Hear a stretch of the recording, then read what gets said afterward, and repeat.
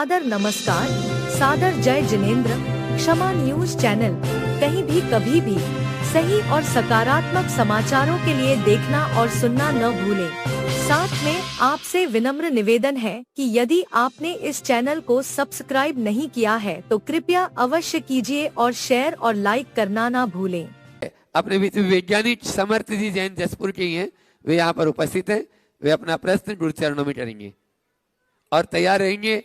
प्रामाणिक समूह पाठशाला के सभी बहनें यहाँ पर उपस्थित हैं और बच्चेगण, वे एक प्रश्न गुरु चरणों में करेंगे। नमोस्तु महाराज श्री, नमोस्तु नमोस्तु। एक छोटा सा सवाल है महाराज श्री कि यदि कोई साधना के मार्ग पर आगे बढ़ना चाहता हो और बिल्कुल निरंक हो तो कहाँ से शुरुआत करे? पहले तो मैं चाहूंगा एक बार इस समर्थ भाई का जोरदार अभिनंदन करें। मैं पूरे देश के युवाओं से कहना चाहता हूं, समर्थ जैसे युवकों को अपना रोल मॉडल बनाओ। क्यों? सो सुनो,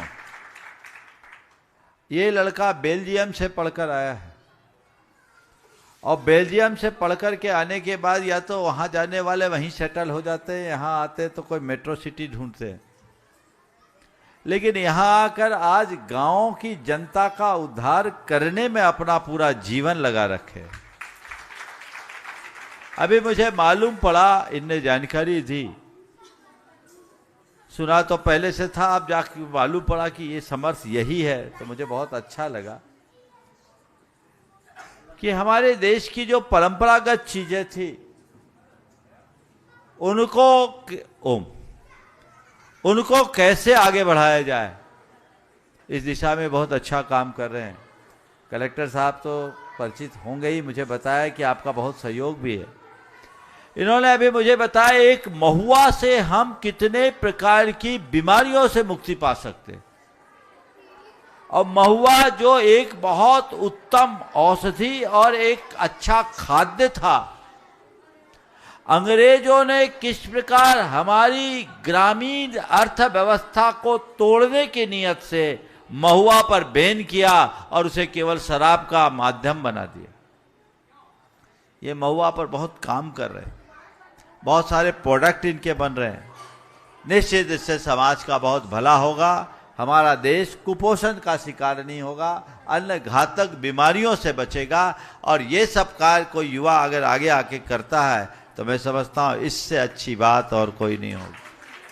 और मैं युवाओं से कहूंगा, देखो इतना पढ़ लिख कर आने के बाद अपनी चर्या क्रिया में कोई समझौता नहीं, ये रात्रि भोजन नहीं करता, शुद्ध जैनी बन करके इस तरह का कार्य कर रहा है। तो हमने पूछा, बोला महाराज मैं रात में खाता नहीं, कभी बहुत कोई अपवादिक स्थिति हो जाए तो, और वो भी आप बोलो तो आज से मैं छोड़ दूंगा। मैंने कहा नहीं, तुम्हारा काम अभी जैसा है तुम उसे देखो, लेकिन हमें खाना नहीं है, लक्ष्य रखो। बहुत अच्छी बात है। हम अन्य युवाओं को भी कहना चाहेंगे कि अपनी शक्ति को रचनात्मक दिशा में लगाओ, अपनी प्रतिभा को देश, धर्म और संस्कृति के विकास में खपाओ, तो हम कुछ अच्छा कर पाएंगे।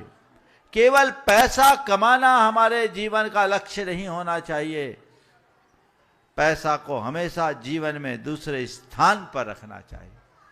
प्राथमिकता हमें अपने दायित्वों की पूर्ति के साथ समाज और देश के विकास के लिए, संस्कृति की रक्षा के लिए, धर्म की प्रभावना के लिए देना चाहिए। मुझे तुमसे मिलकर बहुत अच्छा लगा, और लोग भी इनसे प्रेरणा ले और इस तरह का कार्य करें।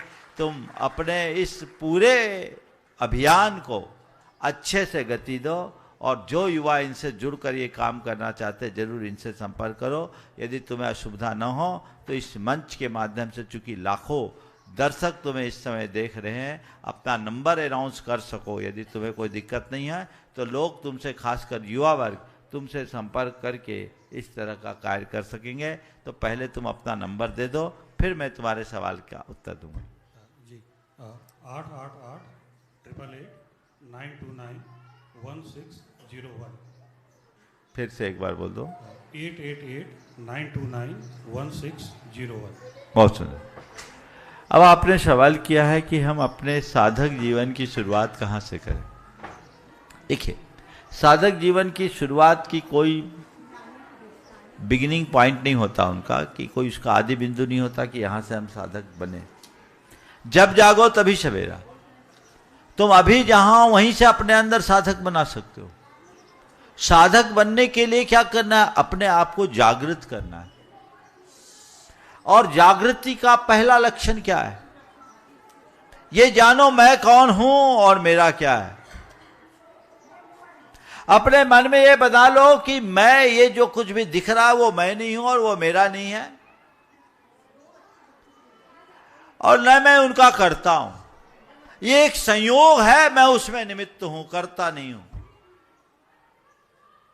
मेरे निमित्त से हो रहा है और मैं मेहमान हूं।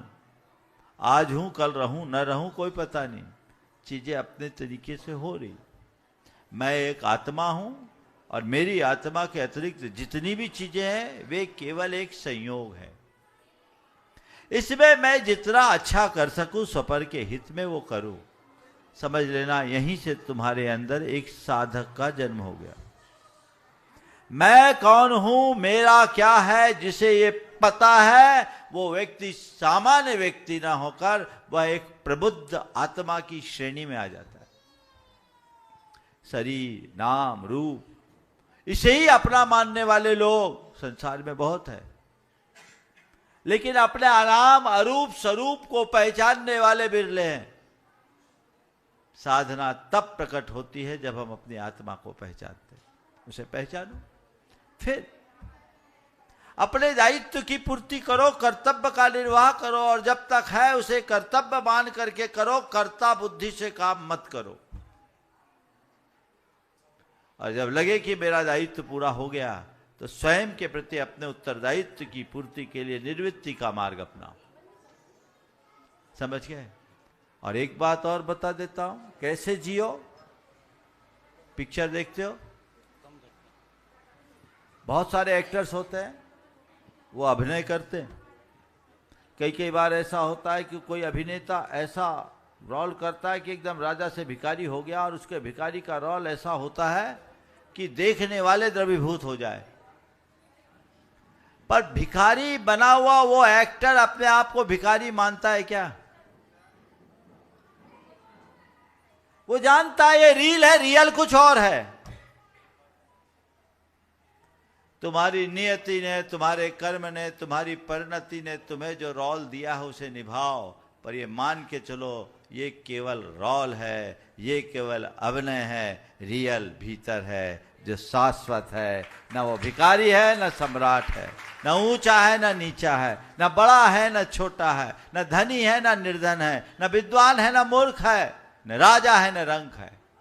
बस उस तत्व को पहचानो। ये निमित्त है। निमित्त नैमित्तिक संबंध को जो समझ लेता है उसके जीवन में स्थिरता, उसे कोई फर्क नहीं पड़ता। और जो उसे ही सच मान करके बैठ जाता है उसके जीवन में कभी स्थिरता नहीं। क्षमा न्यूज चैनल देखने के लिए आपको बहुत बहुत धन्यवाद। सादर प्रणाम। सादर जय जिनेंद्र।